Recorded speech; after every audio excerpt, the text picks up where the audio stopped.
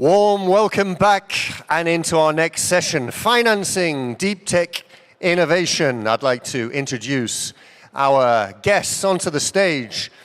Hosted by Niklas Bergman, the CEO of Intergalactic Industries.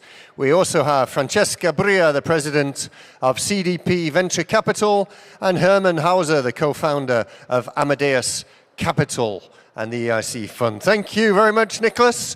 The floor is yours. So, we've got lots of money here. What we're going to do with it? That's the question, basically. Yeah? We got a lot of money on stage now, definitely. So, welcome, everyone. We just said good to see so many people still here, although it's 20 to 6, and it's been a full day, long day for most people, yeah.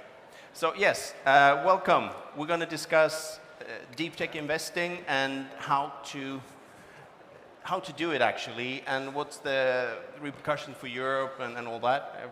That's Francesca Bria from, just so I get it right, the Italian National Innovation Fund. And usually we don't brag about money, but 5 billion euros under management, right? And the distinguished Mr. Hermann Hauser, Dr. Hermann Hauser from Amadeus Capital, who actually turned 25 yesterday. Not Hermann, but the fund. So congratulations to that. Thank you. And as said, myself, I spent roughly 20 years as a business angel in deep tech. So we're going to discuss some of these issues here. And the first thing I was thinking about was just give me some reflections on your ecosystems, like from Italy, for example, to start with.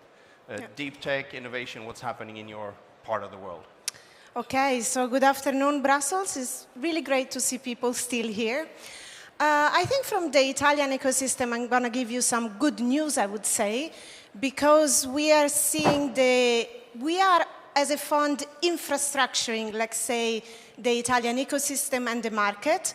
And we started with 1 billion fund 3 years ago, and we now have 5.3 billions of asset under management. And also the Italian market, 2 years ago, it was about 600 million investment in VC, so very low compared to our peers. And now we're expecting 2.5 billions by the end of the year. So we see the market responding. So our role is to invest in all the cycles, all the life cycles of the startup, from early seed until the large ventures. And we invest in indirect form, so we have 10 funds which are active. One fund is a fund of funds, so we have now invested in 22 venture capital funds in key sectors of the Italian economy. We have a network of 20 next-generation accelerators. So really they attract a lot of private money, they attract the network of business, industries, corporates, and also other form of investors. And then we have a fund which is a technology transfer fund, and we have created 5 hubs of technology transfer throughout Italy in sectors like robotics, advanced robotics, life sciences, aerospace, AI and quantum computing, and agri-tech. And geographically? And geographically distributed, because I think this is something maybe we want to discuss, you know, how we can foster, let's say, the territorial potential and have it more widespread throughout Europe and Italy. And then we have 300 companies in our portfolio. So that's where, of course, we also invest, and we work a lot with the European Innovation Council and, let's say, with all the actors, also the European Investment Fund, to kind of try to co-invest. So we are part of the multi-billion fund that the EIF set up for the Tech Champion initiative. And of course, we also want to make sure that the companies in our portfolio can be successful in the EIC accelerator and so on. We see a leverage very big in the market at this point, so also 2.7%, something like that. So I think it's very good news. And I think to say maybe One side, the corporates, I think they make a difference because we see where Italy can have an industrial potential. For example, we have a region, but we can discuss it maybe a bit later. I don't want to monopolize, but we are very strong in the automotive sector in the center of Italy, the Emilia region. We have the aerospace value chain present in Italy. We have potential, for example, now we have attracted the exascale supercomputing from the European Commission, Leonardo, in the Technopole in Emilia-Romagna, the Data Valley. So we are building a deep tech transfer and accelerator there. So where we see we have strong industrial potential and a network of academic centers, universities, and then public and private investors, that's where we think we can make a difference. Thank you. And I mean, I find it interesting also from a Nordic perspective where you have a good combination of the investors, the startups, and also the established players, the established industries. I mean, automotive, you say we have automotive in Sweden as well. We have a lot of healthcare in Sweden, etc. So, but how do you see it now from a UK perspective, Herman, in this regard? Yes, well, before I start, I want to make 3 comments, one on the UK, one on my native Austria, and then on the EIC, on the European environment as a whole. But I'll start off with a sort of global perspective of where the #1 ecosystems are, and there is no doubt that Silicon Valley, of course, is still the leading ecosystem that everybody looks up to. Maybe next in the hierarchy would be the UK, because UK is about... Oh, that's what you think now. Yeah, of course. Is by far the most vibrant VC and high-tech community in Europe. Then comes Europe, and then comes Austria right there. And the gradient used to be very steep.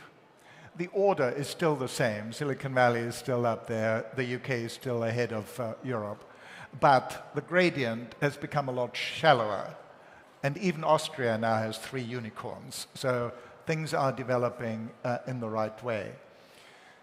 So I've spent half of my life in the UK, in Cambridge in particular, and Cambridge is one of those deep technology hubs. We've got about 5,000 high technology companies employing some 70,000 people. I think we've got 15 unicorns now in Cambridge, only 7 of which had anything to do with me, and 2 of them have become decacorns. So these are $10 billion companies. So that ecosystem has matured and is actually working very well. It's firing on all cylinders. But there are now lots of ecosystems all around Europe developing very successful, and people just have to understand that these ecosystems are local. You do need a world-class university to build an ecosystem around.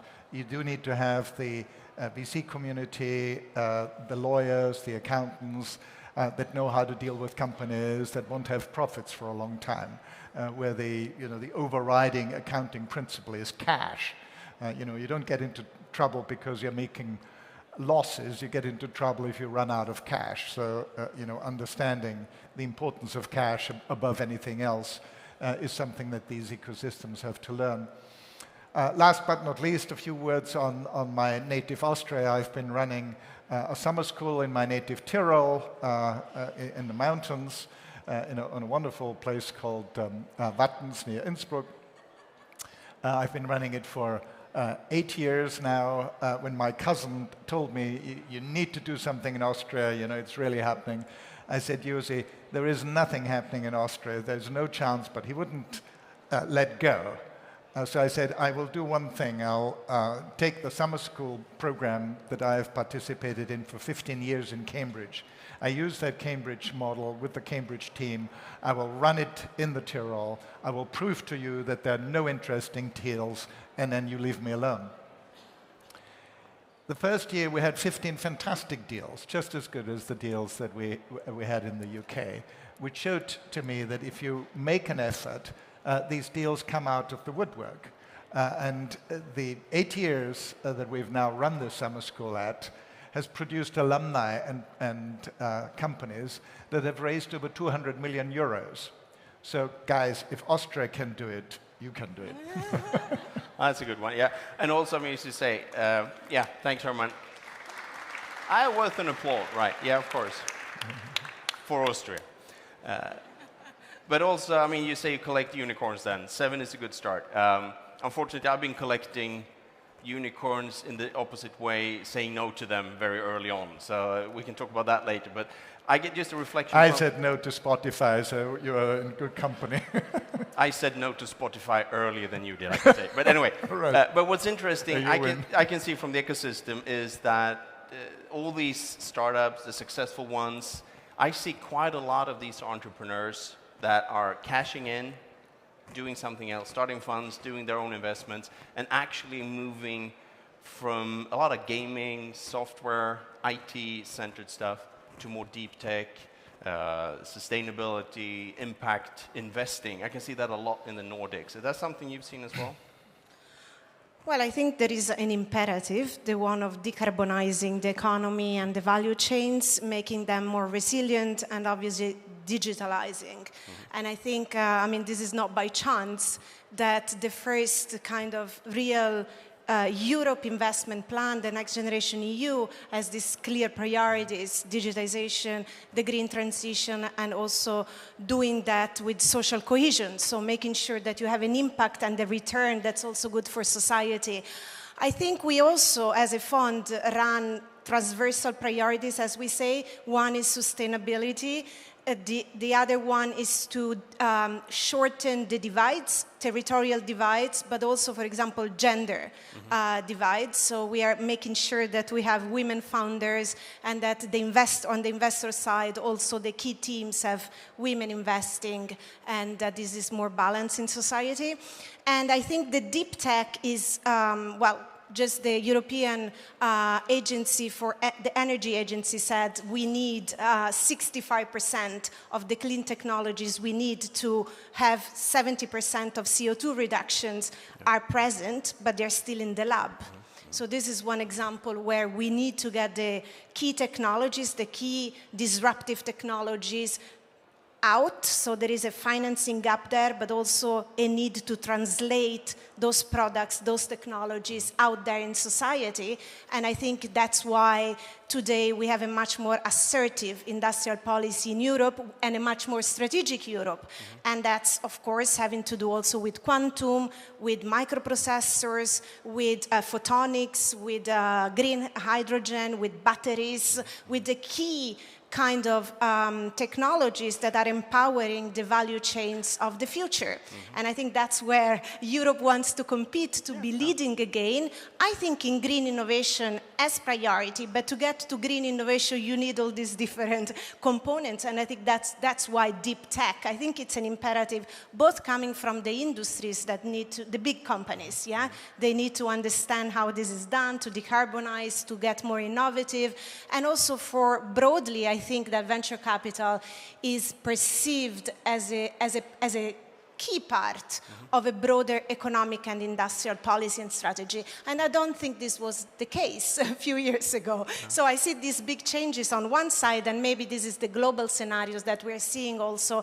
I see a change with Europe becoming much more strategic and unleashing all the instruments from venture capital to subsidies to investments to the big policy and regulatory changes. And I think it's going to be up to us. And actually, I think this community has a amazingly important role to make it happen. And then I think from the business side, it is really, you look at the deep tech, because that's where you're going to make a difference, because that's with those kind of technologies that you can have scale and you can differentiate, not only from the business side, but also from the technology and design side. Thank you. One challenge that I've seen, I mean, having worked with deep tech companies for the last 20 plus years myself, is the time it takes. I mean, I remember I invested in one company in 2006, and they will probably get their first commercial customers next year, meaning that we probably took it out of the lab like at least 5 or 8 years too early. But for me, that has been a challenge in the past. I can get a sense that this is changing a bit. Have you noticed, can you say that you've seen that it's actually, deep tech is getting faster nowadays? I think it is. I mean, I've been doing deep tech all my life. You were kind enough to mention our 25th anniversary. When we did deep tech 25 years ago, it was quite a lonely endeavor. Fortunately, there are many more funds now that are willing to do deep tech, and it's an acquired taste. It does need a little bit of sector expertise to do a good job in deep tech. But one of the key slides that we have at Amadeus to convince limiteds to give us money is exactly the slide of the speed with which we can now take deep tech breakthroughs and make successful companies out of them, produce products and services. And of course, this is also the key objective of the EIC, which was set up to put 10 billion euros into breakthrough technologies in Europe and crowding in the market venture capital as well. And that crowding in has worked extremely well. It's one of the things that I pushed very hard for when I chaired the advisory board that set up the rules for the EIC, where I insisted that we could only invest in companies if at least 50% of the money came from the market. And the two reasons I had for that, and I'm very glad that everybody on the committee agreed, was that one, we needed the due diligence capability of the market to help us make a sensible decision and not waste the money, as many government funds have done over the years, investing in companies that we really shouldn't invest in because it ties up good people doing the wrong thing. So that was one reason. But the other reason, of course, was that if we were accused of crowding out the market, of competing with the market, that would be politically unacceptable. And this rule of at least 50% of the money coming from the market has worked extremely well. In fact, we're very proud that for every euro that we invest in a company as the European Innovation Council, we now get 3 euros from the market. So it's actually not a 10 billion euro initiative, it's more like a 30 billion euro initiative. So deep tech has arrived. However, the bad news still is that even with the EIC, we still have only a quarter of the venture capital that America spends on deep tech.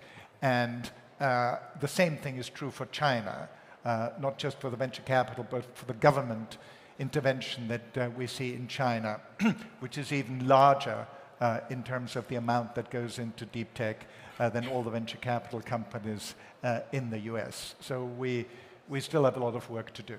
Yeah. Just one comment that you have, I mean, Amadeus is a closed-end fund, right? Do you see that as a challenge in deep tech? Do you have longer fund cycles than other VCs? It is a challenge in some areas of deep tech.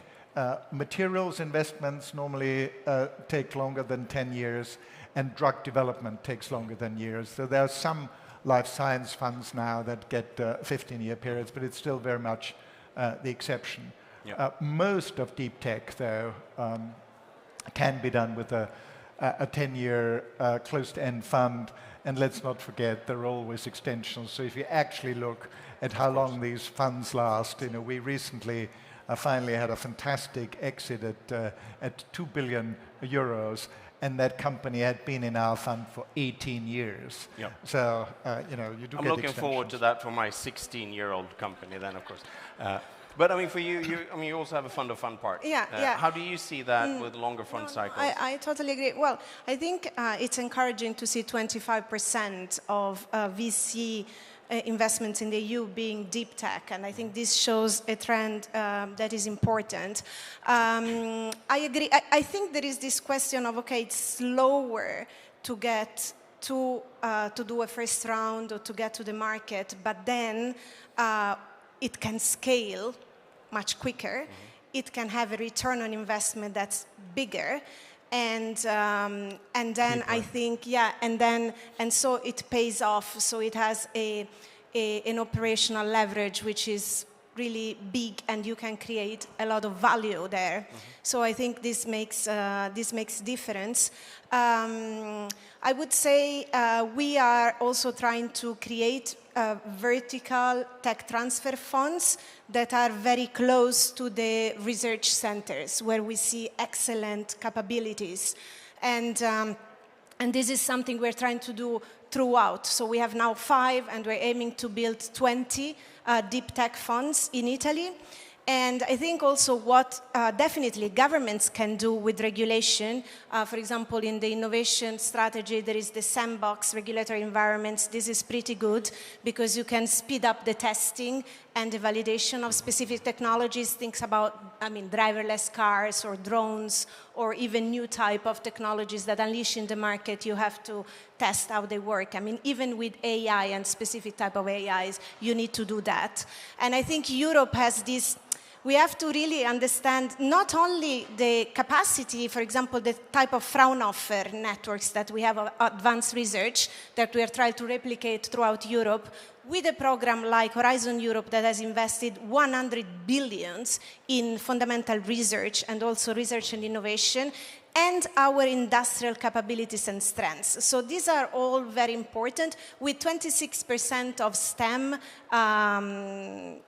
graduates, which I think is higher than in the US, although we have still some gender gap there that we need to fix. So I think with all these capabilities, what we need to really do is exactly what he was saying before, to, bridge this financing gap at the very late stage. We also launched a 400 million fund for late-stage investment and an international fund, because that's where we see a gap, but also the translation of those technologies actually into society and into the market. And I think Europe is also well positioned there with regulation in the single market. So we need to think much more in the single market. And for example, before this job, I was Chief Technology and Innovation Officer in the city of Barcelona. We have a network of very innovative cities that are at this point testing green technologies to decarbonize, to create green areas, to create autonomous mobility, electric mobility. They have amazing data infrastructures to create digital services that can scale, and even the kind of fintech capacity that we have in Europe now with decentralized finance, and I would say also the blockchain, smart contract kind of environment. We have a lot of amazing security and privacy enhancing researches in Europe. So the potential is there for deep tech to get also, finally, to produce this kind of big companies that can make into the market and create real value. Yeah. So I think it's probably coming, yeah. I'd like to add 2 things to two very important points that you made. One was this point about scale-ups. Few people know that Europe actually produces more startups than America. So we don't necessarily have a startup problem, we have a scale-up problem. And the sad thing is that Europe is still very rich. We've got the money. So we've got an asset allocation problem. We just don't put the money into these risky situations. The EIC helps, but it's still not enough. And I often feel that the biggest risk we have in Europe is that we're not taking enough risks. So that's the point about scale-ups. But the other point, a very important point that you made, is enlisting corporate venturing from our large companies.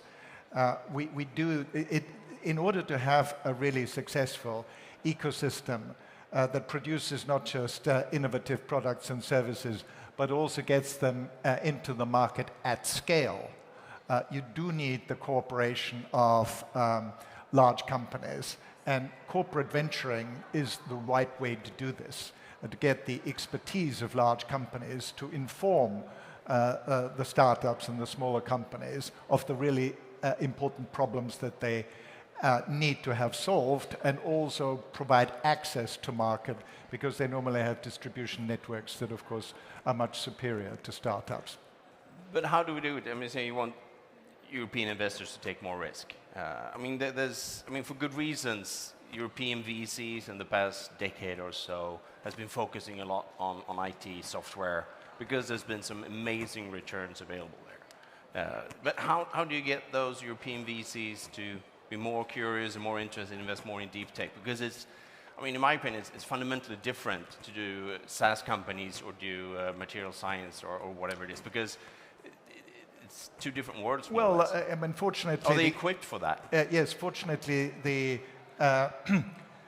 sector distribution is changing because people do realize the phenomenal returns that will be associated with creating very successful quantum companies, for example, as you mentioned, or breakthroughs in synthetic biology, which in my opinion long term is probably the most important new technology because it will change our health system and the way we look after our own health and our own our bodies. So and VCs aren't stupid. They go after the sectors where they expect the best returns. And the good news is that the first time in history, European venture capital now gives better returns than American venture capital. And because we're in a capitalist society, fortunately, the money flows into areas where there are the good returns. So fortunately, we get a bit more money now than we used to in the past. The problem is that the distance to the US is still so big that there's a big gap to fill. Yeah, of course, of course. The last thing, I think we will try and cover here is European deep tech startups and investors in relationship to, related to the Green Deal that European Commission has, the CHIP Act, the focus on material science and material needs. How do you see that, those initiatives compared to what we have in the ecosystem in terms of entrepreneurs, innovations, and investors? I see them in a very integrated way, and I think actually this flows very well from from what it was just said, because the challenges are so big. And for example, if you look at the Reduction Inflation Act in the US, which is this massive subsidies package for green technologies and for the green ecosystem in the US, I think it is clear that you need a level of ambitiousness and also to be very strategic, but to mix a lot of instruments. So you need, I think, a much more proactive industrial policy. I think we have been talking about it for a long time in Europe, but we never managed to really do it at a pan-European level. And I think this community can show how it is done. You need to have, well, things like the CHIPS Act. Of course, it helps because Europe has to bring back. I think there is a question about globalization, how it will work in the future. So you think about reshoring, nearshoring, or deglobalizing some of those value chains to make them more resilient, to retain some technological sovereignty in key areas. You need to be a champion in green technologies without without having new dependencies where you got rid of all dependencies. So if you think about reducing dependencies on Russian oil, to 25% for Europe has been a great achievement. Now you don't want to have new dependencies, for example, when it comes to clean technologies or raw material from Asia or from China, or dependency, of course, microchips that you know very well in Taiwan. So those are very critical geopolitical and industrial questions, and I think you need the ambitious to have industry alliances like the one we have for batteries, for microchips, for raw materials, for hydrogen. Then you need the scale-up ecosystem. We need to boost it and to fill the financing gap, also train deep tech researchers, 1 million we said in Europe. And we also need to have mixed financing. So we need a blend financing, but also large-scale investments, large-scale subsidies. So maybe the President von der Leyen said that Europe needs a sovereign fund, a sovereign technology sovereignty fund. And I think this is a very ambitious proposition. and is about, giving the financing and the strategy needed for the Green Deal to succeed. So maybe a question could be, how do we see this happening? Because I think this community will contribute to a European sovereign fund if this gets done. Yes, and the obvious segue to Herman for the tech maybe I sovereignty, can right? say a few things on technology sovereignty, since I'm just writing a book on it. And the reason why I'm writing a book is my experience with ARM and NVIDIA and Trump's behavior in the weaponizing the American dominance in silicon software design. So the good news is when an American company called NVIDIA was trying to take over a European company called ARM, which I had something to do with, we managed to defeat them because the consequences would have been dire. We would have had an American monopoly in microprocessors all over the world, and we would have had to ask permission of the American president to use our own microprocessors. I mean, it really was one of those horror scenarios. Fortunately, the Americans themselves felt that this was anti-competitive, and everybody, including the very combative European competition authority, and to my surprise, also the British CMA, the Competition and Mergers Association, came out strongly against the deal, and we managed to win that. It's one of the rare wins for Europe. So back to the issue of technology sovereignty. Unfortunately, Trump's behavior has been a real wake-up call for Europe, that it is possible to have an American president who uses the dominance in certain technology fields to use it as a weapon against his own erstwhile allies. I mean, who would have thought that America, would use it as a weapon against Europe? But he did. So, but maybe that was a good thing, because it just made us aware that we have these dependencies on America in a small number of technologies. We must not use the argument of technology sovereignty to be an anti-globalization or anti-China or anti-US argument. You have to pick the areas where there is a clear asymmetry, where we are exposed to economic coercion from either the US or China, because they dominate a particular field so much and we've become dependent on them. And of course, the Russian gas example is a reminder of how bad things can get when these dependencies build up over many years. So coming back to your point about the sovereign fund, I've been supporting the idea of a 100 billion technology sovereignty fund for Europe for some time, and we should use it very specifically for those technologies that we have to have in order to be sovereign. And one of those is chip design software, where we've become so dependent on a duopoly in the States called Synopsys and Cadence. So we ought to use some of the money of the EIC going forward and this technology fund to close these gaps that we have in Europe on our technology offering. We've been thrown out of stage? Yes, No. it's on its way, yeah. No? There's three of us and one of him.